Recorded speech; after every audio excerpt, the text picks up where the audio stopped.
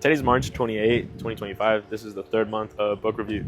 We're doing a little bit of a different setting. I had some time in my lunch. So today we are reviewing Mitch Albom's The Stranger in the Lifeboat. This is the third book I've read by Mitch Albom. The first one was Tuesdays with Maury. The second one was The 5 People You Meet in Heaven. This is the third one. This is my second favorite one. I really don't think anything will ever top my love for Tuesdays with Maury. This is a top contender though. This book is insane. I genuinely couldn't put it down. It was a quick read. I know that today's the 28th, but really I could have probably finished this whole book in a day or two. It is so fun. We're changing locations because the train is on its way. Alright, I found the perfect spot. Alright, I actually think this setting is pretty fitting considering the book's about being on a lifeboat, and the majority of this book was read on this like little river. I come out here every day for my lunch, and it's just a great place to read. All right, anyways, so the book is about this guy named Benji, and he is basically surviving right now. The boat that he's on explodes, and he is launched. One way or another, he figures out a way to get onto a raft, and he is joined with other people who managed to survive as well. Benjamin is not a rich person at all. He was actually just a crew member who happened to survive, along with a couple other crew members. And mainly it's like rich people who were on this boat. I'm so glad I found this book. The book actually ties in religion, crazily enough. So that's kind of where it changes. Moving over this way because I think the lighting over here is better. I'm not gonna give you a full synopsis. I will say I think this book is great. I give it an 8 out of 10. The name of the book is The Stranger in the Lifeboat. Why do they say that? On the 4th day, they happen to come across a body in the ocean. And they're amazed that this person's alive.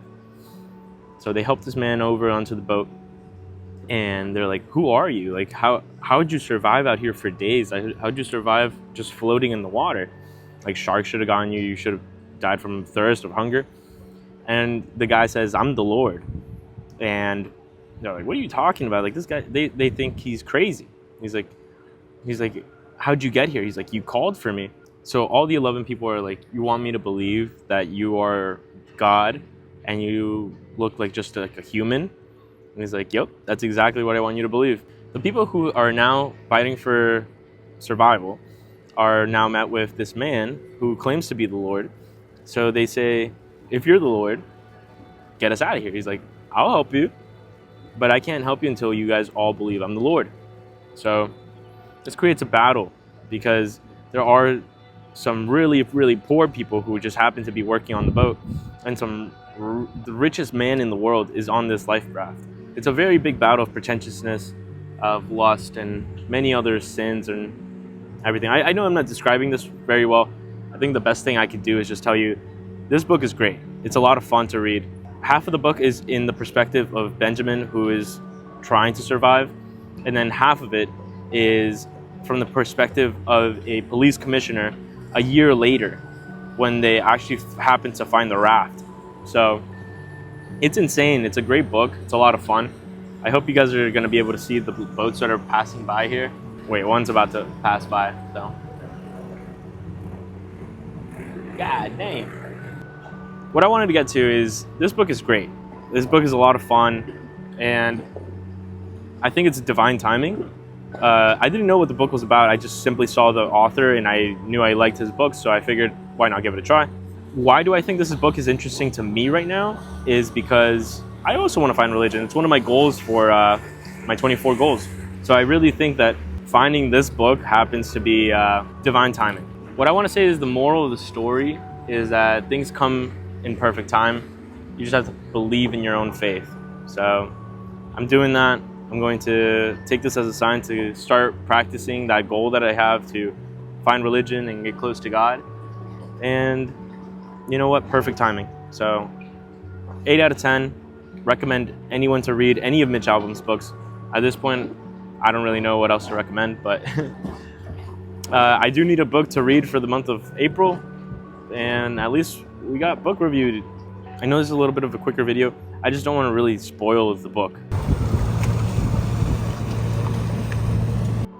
Hey guys, I'm editing this video for the first time on Final Cut, so this is a learning experience. It's kind of crazy, But I hope you enjoyed the video. Thanks for watching a book review for the month of March. Please recommend any books that I could possibly read for the month of April or even May. I would really appreciate it.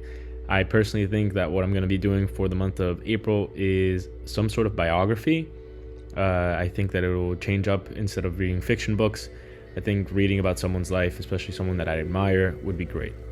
Now, the person that I think I'm going to choose for this biography is Anthony Bourdain.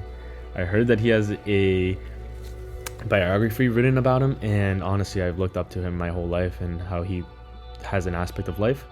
And quite frankly, I want to see at what point his life might have changed to where he took his life. So I think it'll be a great learning experience, and maybe I get to learn a little more about my hero.